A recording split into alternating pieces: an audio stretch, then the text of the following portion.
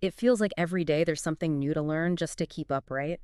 But there's one thing that's becoming super clear to me, and that is that understanding the digital world isn't just about knowing how to use your phone or whatever, but it's really linked to how our democracies actually work. Yeah, it really is. And we've got some really interesting stuff to dive into today, including this article that goes deep on the connection between digital literacy and how user-friendly our digital tools are. That's where UX design comes in, all in the context of democracy. Right.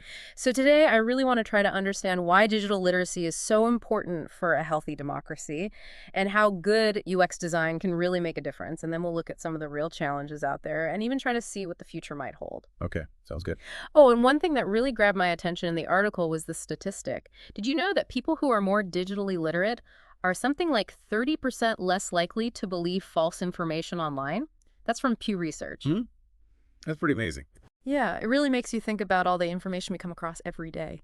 It absolutely does. And I think what's really interesting here is how digital literacy has gone from being a skill that's nice to have to like a really essential one for participating in modern society, Mm. especially when we talk about being good citizens. Right. Engaging with democracy now, it means that you have to navigate this whole digital landscape, online campaigns, data privacy, all of that. So having those digital skills is not really optional anymore. Yeah, you're right. It's not just a bonus skill anymore. It's like the baseline. Yeah, exactly. So let's really break down why this digital literacy piece is so important for a healthy democracy. Okay. The article talks about three main benefits. The first one, and this feels incredibly relevant these days, is protection against misinformation. Right. We all see those crazy stories online all the time, and it's tough to know what's real and what's not. Exactly. And that's where digital literacy helps, it gives you the tools to really think critically about what you see online. Okay, so it's not just about knowing how to use the internet, it's about how to evaluate the information you find there. Yeah, exactly as the article says. It's about being able to evaluate sources and cross-reference information. So, you see that message on WhatsApp or whatever, Mm. and instead of just forwarding it on, you actually take a minute to see if it's actually true. Right, it's like fact-checking in real time. Exactly. It's Right. empowering yourself to be a smarter consumer of all this online information. I like that, a smarter consumer. Okay, so that's benefit number one. What's the next one? So the second benefit the article mentions is increased participation. Yeah, that makes sense. If things like online voting are designed well and easy to use, more people would be likely to participate, right? Exactly. And the article gives some pretty interesting numbers. Apparently, digital literacy training in Europe a couple of years ago led to a 25% increase in online voter participation. Wow, 25%. That's huge. It really shows how the idea of accessibility is changing. Yeah. It's not just about being able to physically get to a polling place anymore. Right. It's also about having the digital access and skills to actually use those online spaces. And when people feel like they know what they're doing online, they're way more likely to actually participate in these digital forms of democracy. That's a great point. It's like you need both types of access now. Yeah, you really do. Okay, so we've got protection against misinformation, we've got increased participation. What's the third benefit the article highlights? The third one is all about building trust. That's interesting because you would think that more technology could actually lead to less trust, right? You would think that, but the article says that when people understand how things like digital elections work, it can actually increase their confidence in the system. Oh, so it's about transparency. Yeah, exactly. They even mentioned these digital literacy campaigns in South Korea that led to a 15% rise in voter trust. Wow, so how does that work? Well, it's about the connection between understanding something and trusting it. When things are like a black box, when people don't know how they work, that's when suspicion starts to grow. But if you can understand the basics of how these digital systems function, even the security measures that are in place, it can make the whole thing a lot less mysterious. And that understanding can then lead to greater confidence in the whole process. So knowledge is power in a way. Exactly. Okay, so if we zoom out a little bit, it seems like what the article is saying is that digital literacy isn't just a nice skill to have in the 21st century. It's essential. Yeah, it's essential for a healthy democracy, especially as more of our civic life moves online. It's about protecting ourselves from misinformation, making it easier for everyone to participate, and ultimately making sure people trust the democratic process itself. Exactly. It's about making sure that as our democracy adapts to this increasingly digital world, we don't leave anyone behind because they don't have the necessary digital skills or understanding. Right, and that brings us to the role of UX design. For anyone who's not familiar with it, UX design is all about making technology user-friendly, intuitive, and accessible, basically making it easy and enjoyable to use. Exactly. And the article makes a strong argument that it's a key part of boosting digital literacy, especially when we're talking about democracy. So how does UX design actually contribute to this? Well, the article breaks it down into three main ways. Okay, let's hear them. The first one is simplified interfaces. Mm-hmm. Those times you're on a website or using an app and it's just so confusing. Oh, yeah, totally frustrating. It is. And good UX design aims to make even complicated systems like online voter registration or e-voting platforms feel straightforward and easy to use. Got it. So it's about making those complex systems less intimidating. Exactly. The article even gives a great example, like having a clear step-by-step guide within an e-voting system. It's a simple thing, but it can make a huge difference in helping voters through the process without getting frustrated. You can almost think of it like good signage in a complicated building. Oh, I like that analogy. It makes a lot of sense. Okay, so that's simplified interfaces. What's the second way UX design comes in? The second way is educational integration. And this is where UX can really shine in terms of helping people understand things. Okay, I'm intrigued.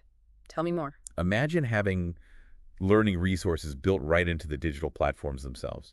Oh, that's interesting. So instead of having to go find information somewhere else, it's right there where you need it. Exactly. The article even talks about the potential of using things like augmented reality, like an AR app that could let you practice voting in a virtual environment. Oh, wow. That's cool. So it's not just reading instructions. It's like actually getting to practice. Right. It's like hands-on learning, Yeah. which can help people understand things much better and build their confidence. Mm-hmm. It's kind of like those flight simulators for pilots. Yeah. A safe way to learn by doing. That's a really cool idea, especially for first-time voters or people who aren't that comfortable with technology.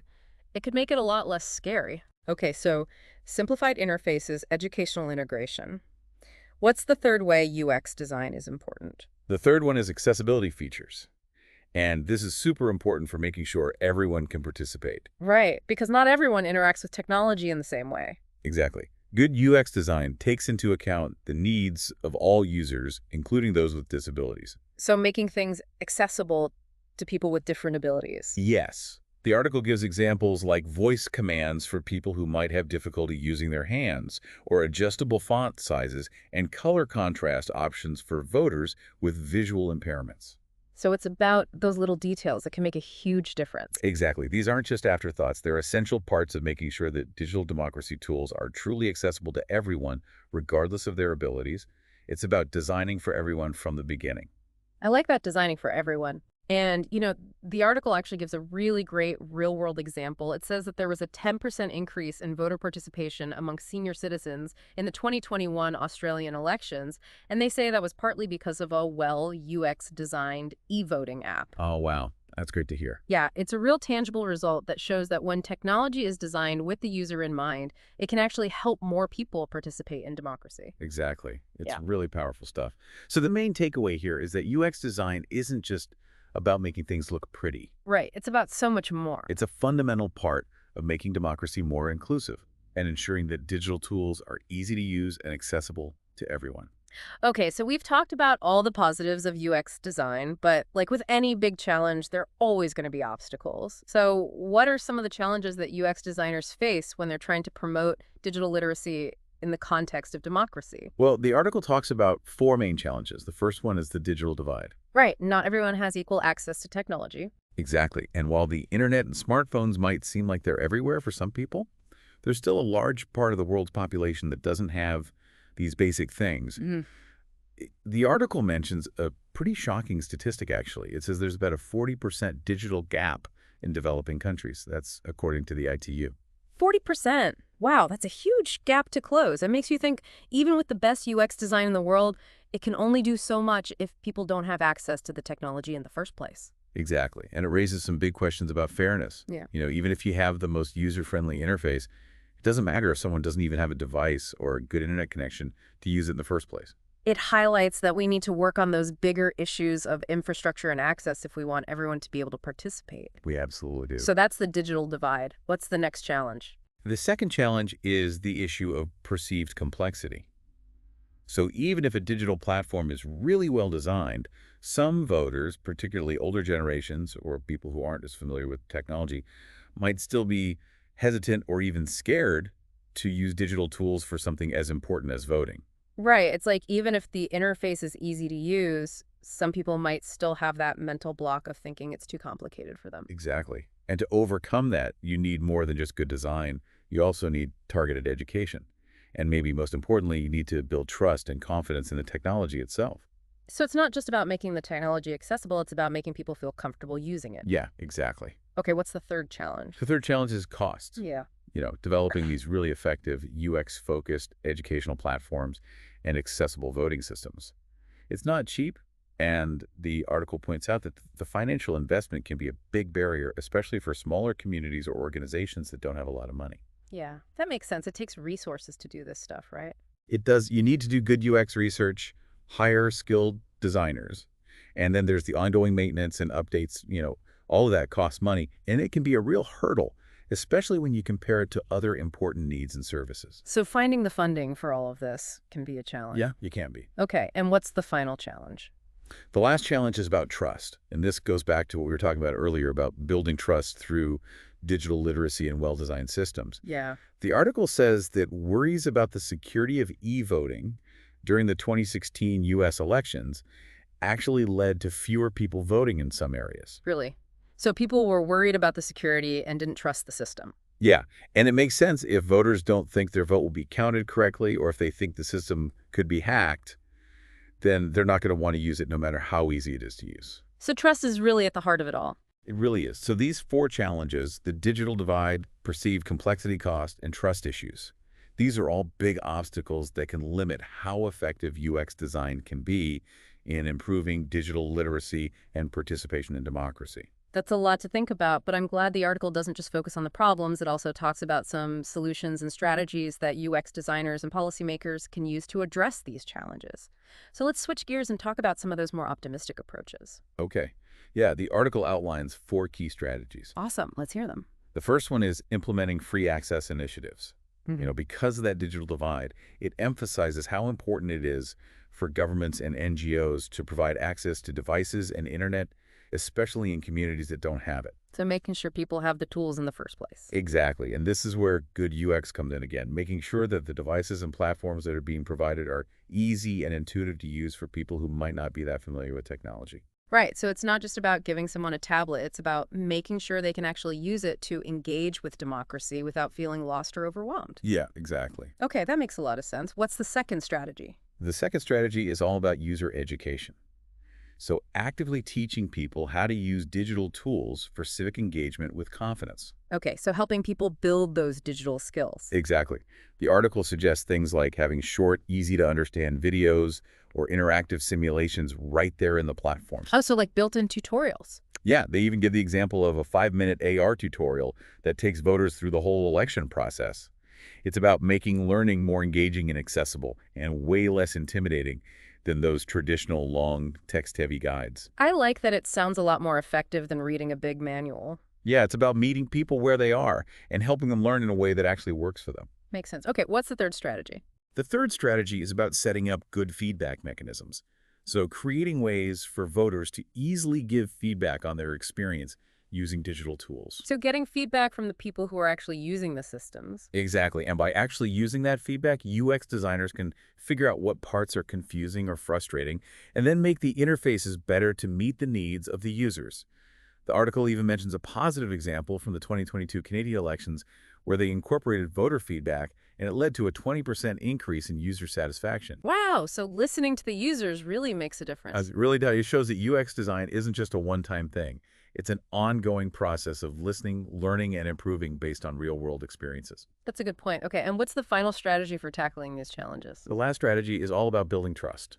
And this means adding design elements that clearly communicate to users what security measures and privacy protections are in place. So being transparent about how the systems work. Exactly. The article gives the example of simply displaying messages like, your data is secure.